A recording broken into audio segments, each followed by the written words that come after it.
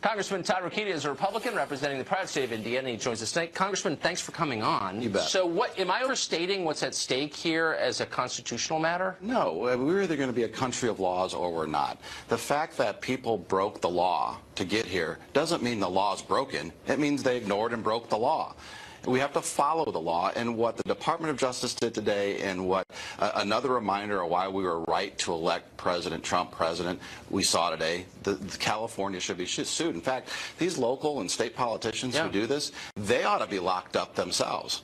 And, you know, the SLAPP Act does that, stopping lawless politicians. So they ought to be locked up. I mean, by the way, there's precedent for this. I mean, throughout American history, we sent federal troops into Little Rock, of course, in 1957, and a bunch of other places in the South. But you think that, for example, Mayor Libby Schaaf of Oakland ought to be arrested?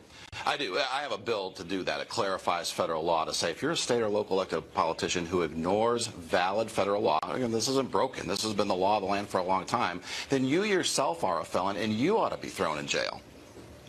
So it seems a pretty clear principle. I mean, no one would question this if a state were saying, you know, by the way, we're going to ignore the IRS. Right. Or not enforce abortion law or gun law. Exactly. Right? So, but why, I don't really understand why immigration law is the one kind of law you don't have to enforce. Because they're looking for voters. Yeah. The open border agenda from the left is really about importing voters because their ideas are so bad. Not only are people leaving San Francisco in droves, they're leaving the left in droves, and they need to import more voters, and that's the real problem here. Underlying all this is what it's about, and that's why these liberal left politicians, starting with California, but certainly not ending there, are in such a tizzy over this. But I mean, don't you think at some point Democratic voters, like the ones who were born here, African-American voters, for example, let's say in Oakland, right? There's a lot of poverty in Oakland. It's not only legal immigrants who are suffering. There are a lot of native-born Americans suffering in the city of Oakland.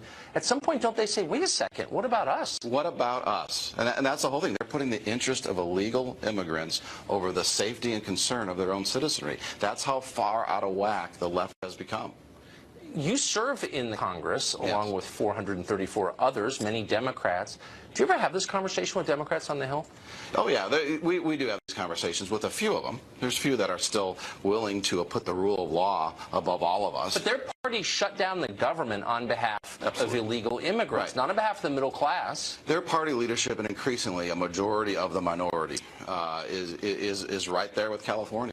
And that's why we have to keep Trump as president for sure. We have to re-elect him. But we also, in these midterm elections, have to come out to vote to make sure that they don't get a stronghold, to make sure they don't become a majority in the House or a majority in the Senate. Well, if Republicans could articulate as clearly what you just did, they might have a shot. I would say they seem to be afraid to. But it's nice to have you tonight. Thank you. Thanks.